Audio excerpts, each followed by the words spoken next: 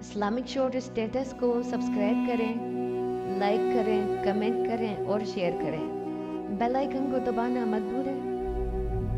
21 مارچ 625 عیسوی رسول کریم صلی اللہ علیہ وسلم نے اپنی فوج کو کوچ کا حکم دیا اور شیخین نامی ایک پہاڑی کے دامن میں جا خیمہ زن ہوئے۔ آپ علیہ السلام کے ساتھ 1000 پیادہ مجاہدین تھے، جن میں سے 100 نے سروں پر زرہ پہن رکھی تھی۔ مجاہدین کے پاس صرف 2 گھوڑے تھے، جن میں سے ایک نبی علیہ السلام کے پاس تھا۔ اس موقع پر منافقین کے نفاق کا پہلا خطرناک مظاہرہ ہوا جو غداری کے مترادف تھا۔ مدینے کے بعض ایسے لوگوں نے اسلام قبول کر لیا تھا جو دل سے مسلمان نہیں ہوئے تھے۔ انہیں رسول اللہ صلی اللہ علیہ وسلم نے منافقین کہا۔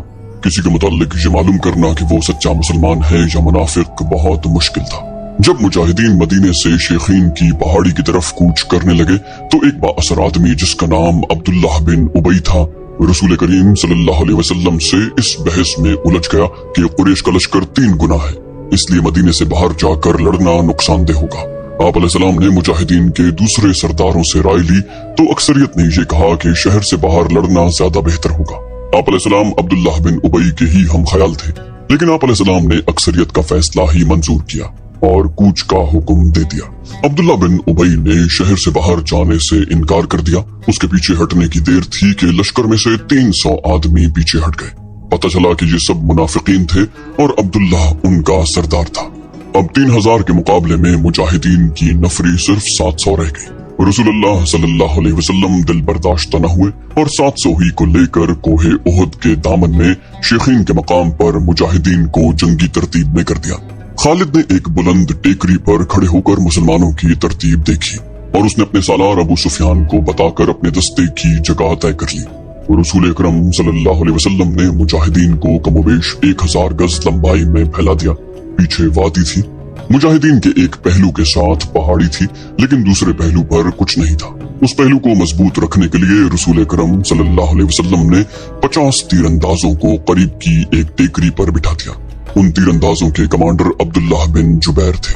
رسول خدا صلی اللہ علیہ وسلم نے انہیں ہدایت دیتے ہوئے فرمایا، اپنی ذمہ داری سمجھ لو عبداللہ، اپنے عقب کو دیکھو، دشمن ہمارے عقب میں نقل و حرکت کر سکتا ہے جو ہمارے لیے خطرہ ہے۔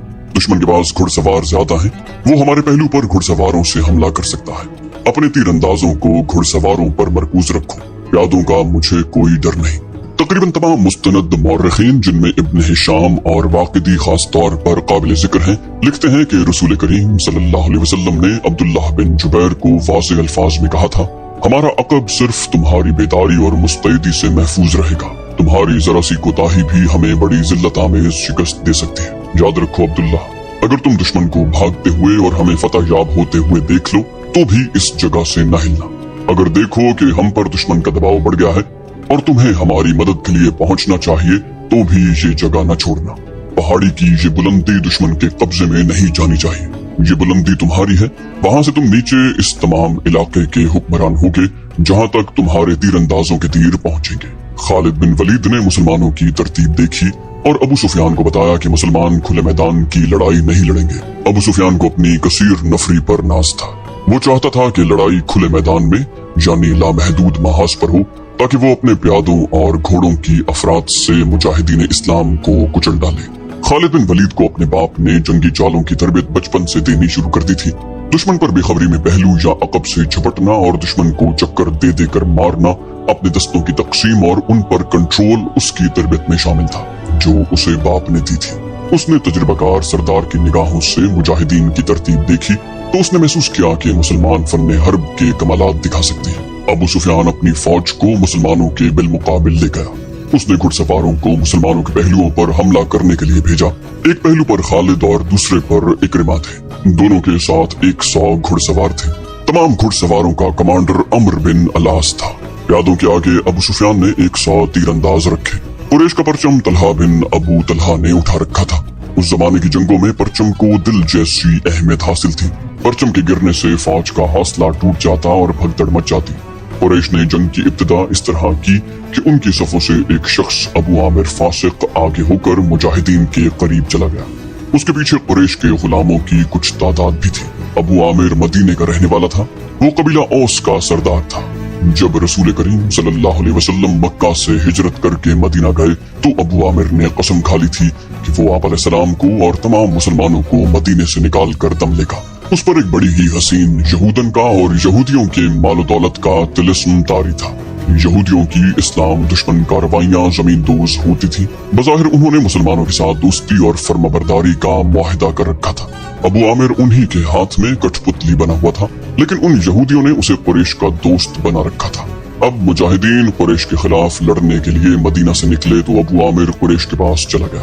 اس کے قبیلہ اوس کے بہت سے آدمی رسول اکرم صلی اللہ علیہ وسلم کے دست مبارک پر اسلام قبول کر چکے تھے اور وہ قریش کے مقابلے میں سفارہ تھے۔ ابو عامر آگے چلا گیا اور مجاہدین سے بلند آواز سے مخاطب ہوا۔ رسول کریم صلی اللہ علیہ وسلم نے اسے فاسق کا خطاب دیا۔ ابو عامر فاسق نے کہا، قبیلہ اوس کے غیرت مند بہادروں، تم مجھے یقیناً پہچانتے ہو، میں کون ہوں؟ میری بات غور سے سن لو۔ وہ اپنی للکار پوری نہ کر پایا تھا کہ مجاہدین اسلام کی صف سے قبیلہ اوس کے ایک مجاہد کی آواز گرجی، او فاسق بدکار، ہم تیرے نام پر تھوک چکے ہیں۔ خالد بن ولید کو وہ وقت یاد آ رہا تھا۔ مجاہدین اسلام کی صف سے ابو عامر اور اس کے ساتھ گئے ہوئے غلاموں پر پتھروں کی بوچھاڑ شروع ہو گئی تھی۔ مورخ لکھتے ہیں کہ پتھر برسانے والے قبیلہ اوس کے مجاہدین تھے۔ ابو عامر اور غلام جو مجاہدین کے پتھروں کی زد میں تھے، ایک ایک دو پتھر کھا کر پیچھے بھاگ آئے۔ یہودی مدینہ میں بیٹھے لڑائی کی خبروں کا انتظار کر رہے تھے۔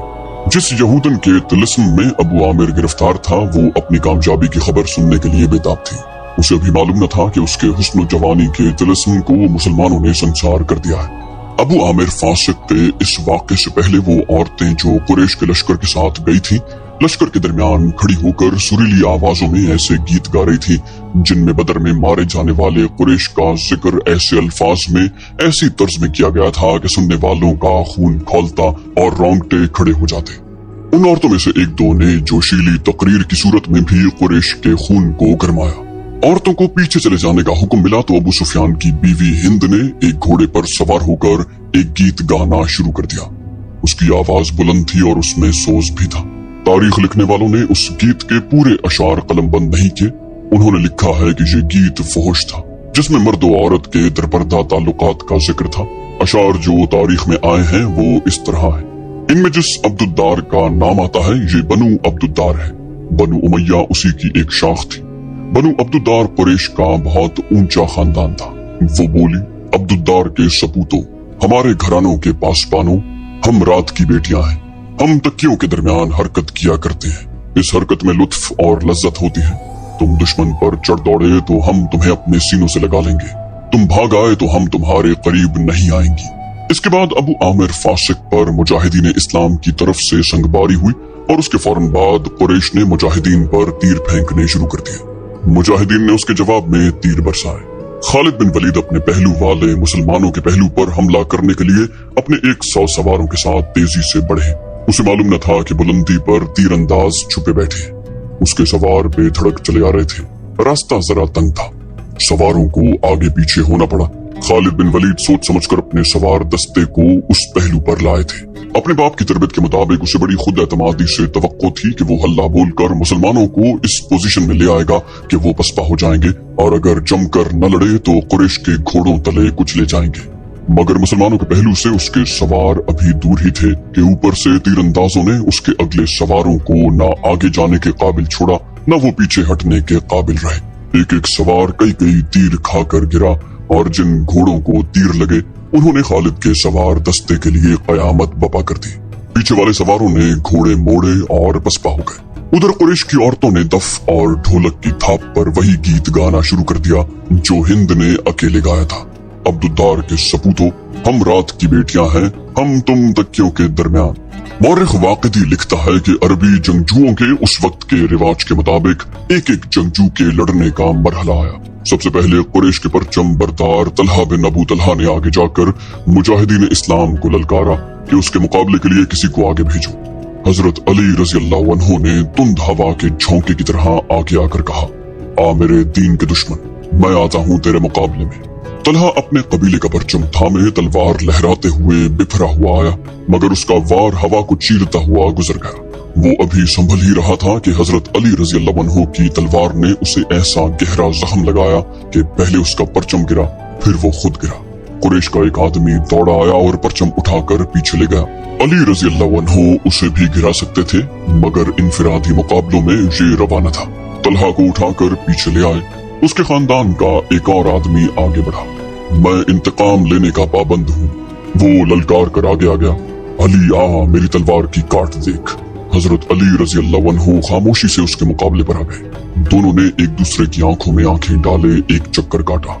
फिर उनकी तलवारें और ढालें टकराईं और उसके बाद सबने देखा कि हजरत अली रजी अल्लाह अन्हु की तलवार से खून टपक रहा है और उनका मद्दे मुकाबिल जमीन पर पड़ा तड़प रहा था। फिर कुरैश के मुतअद्दिद आदमी बारी बारी ललकारते हुए आगे बढ़े। मुजाहिदीन के मुकाबले में मरते गए। कुरैश का सालारे आला अबू सुफियान अपने आदमियों को गिरता देखकर गुस्से से बेकाबू हो गया। जंगी दस्तूर के मुताबिक उसे इनफिरादी मुकाबलों के लिए नहीं उतरना चाहिए था, क्योंकि वो सालार था। उसके मारे जाने से उसकी फौज में अबतरी फैल सकती थी, लेकिन वो अपने आप पर काबू न रख सका। वो घोड़े पर सवार था। उसने घोड़े को एड़ लगाई और ललकारता हुआ आगे चला गया। उसकी बीवी हिंद ने उसे जाते देखा तो अपने ऊंट पर सवार होकर आगे चली गई और बड़ी बुलंद आवाज से वही गीत गाने लगी, जिसके अशार ये भी थे कि तुम भागे आए तो हम तुम्हें अपने करीब नहीं आने देंगे। अबू सुफियान घोड़े पर सवार था, लेकिन उसके मुकाबले के लिए जो मुसलमान आगे आया वो प्यादा था। तारीख उसे हंजला बिन अबू आमिर के नाम से याद करती है। अबू सुफियान के हाथ में लंबी बर्छी थी। किसी को भी तवक्को नहीं थी कि तलवार वाला प्यादा बर्छी वाले घुड़सवार से जिंदा बच जाएगा। अबू सुफियान का घोड़ा हंजला रज़ी अल्लाह अन्हु पर सरपट दौड़ाया। अबू सुफियान ने बर्छी तोलकर फिर ताक कर मारी, लेकिन हंजला रज़ी अल्लाह अन्हु फुर्ती से एक तरफ हो गए। इस तरह 3 मरतबा हुआ। तीसरी मरतबा अबू सुफियान का घोड़ा निकल गया तो हंजला रज़ी अल्लाह अन्हु उसके पीछे दौड़ पड़े। घोड़ा रुककर पीछे को मुड़ा तो हंजला रज़ी अल्लाह अन्हु उस तक पहुंच चुके थे। अबू सुफियान उसे न देख सका। हंजला रज़ी अल्लाह अन्हु ने घोड़े की अगली टांगों पर ऐसा जोरदार वार किया कि घोड़ा गिर पड़ा। अबू सुफियान दूसरी तरफ गिरा। हंजला रज़ी अल्लाह अन्हु उस पर हमला करने को आगे बढ़े तो अबू सुफियान गिरे हुए घोड़े के इर्द गिर्द दौड़ दौड़ कर अपने आप को बचाने लगा और उसके साथ ही उसने कुरैश को मदद के लिए पुकारा। कुरैश का एक प्यादा दौड़ा आया। मुसलमान इस गलत फहमी में रहे कि ये आदमी अबू सुफियान को अपने साथ ले जाएगा, लेकिन उसने बेवसूली का मुजाहरा किया। पीछे से हंजला रज़ी अल्लाह अन्हु पर वार करके उन्हें शहीद कर दिया। अबू सुफियान अपनी सफों में भाग गया। आखिरी मुकाबले के लिए कुरैश की तरफ से अब्दुर्रहमान बिन अबू बकर आया।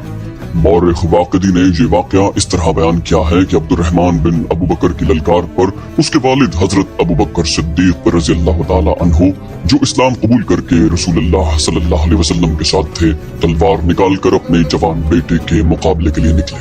हजरत अबू बकर सिद्दीक रज़ी अल्लाह अन्हु ने ललकार कर कहा, आगे आ मुसलमान बाप के काफिर फर्जंद। और रसूल करीम सल्लल्लाहु अलैहि वसल्लम ने देखा कि बाप बेटा मुकाबले पर उतर आए हैं तो आप अलैहिस्सलाम ने दौड़कर हजरत अबू बकर सिद्दीक रज़ी अल्लाह अन्हु को रोक लिया। रसूल करीम सल्लल्लाहु अलैहि वसल्लम ने फरमाया, तलवार न्याम में डाल लो अबू बकर। और अबू बकर सिद्दीक रज़ी अल्लाह अन्हु को पीछे ले गए।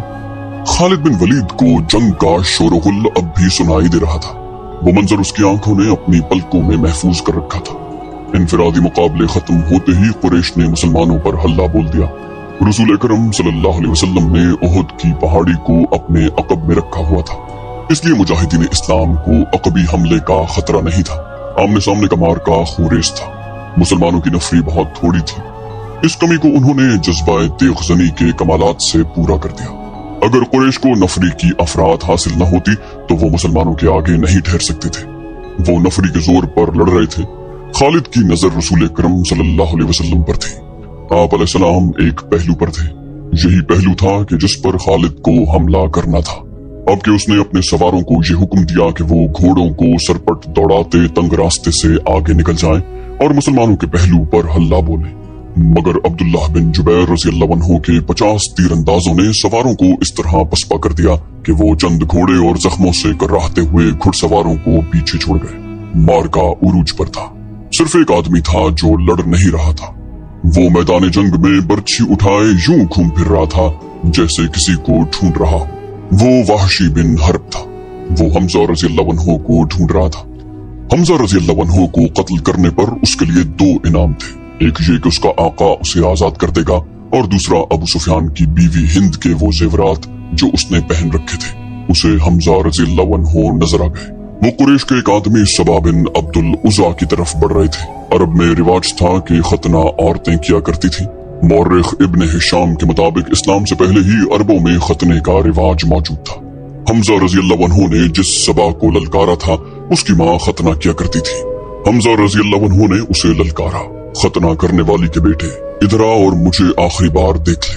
सबा बिन अब्दुल उज़ा हमजा रजी अल्लाह अन्हु की तरफ बढ़ा। वो गुस्से से उसका चेहरा लाल था। वो तलवार और ढाल की लड़ाई का माहिर था। हमजा रजी अल्लाह अन्हु भी कुछ कम न थे। दोनों एक दूसरे के करीब आए और एक दूसरे पर वार करने लगे। दोनों की ढालें वार रोक रही थी। वो पैंतरे बदल बदल कर वार करते थे, लेकिन ढालें तलवारों के रास्ते में आ जाती।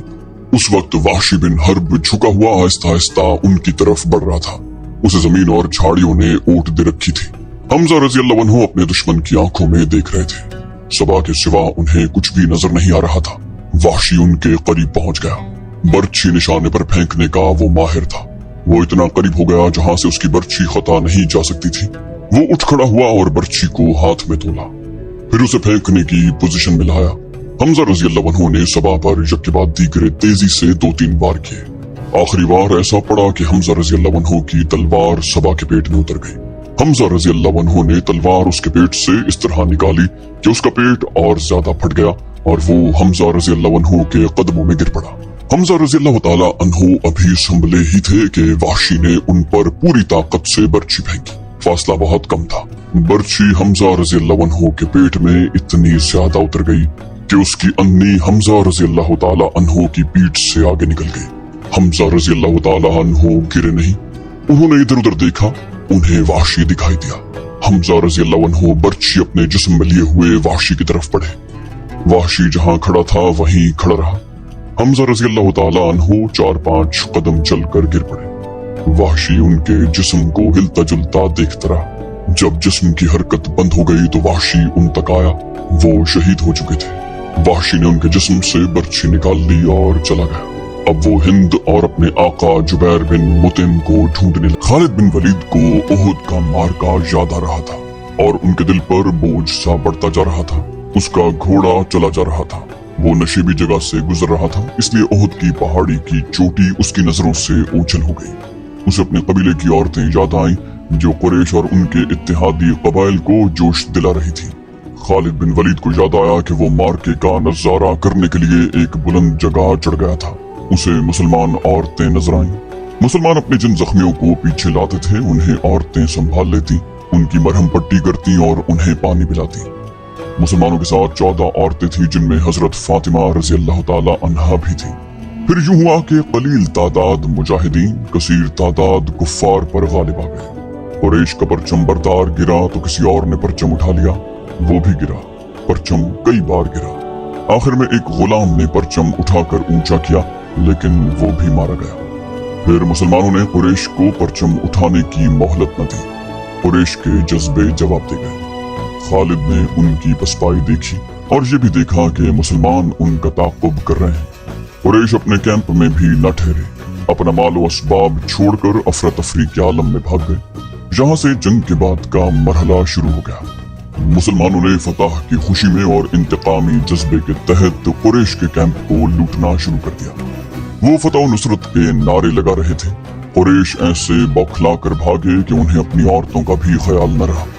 वो पैदल भागी जा रही थी, लेकिन मुसलमानों ने उनकी तरफ आंख उठाकर भी न देखा।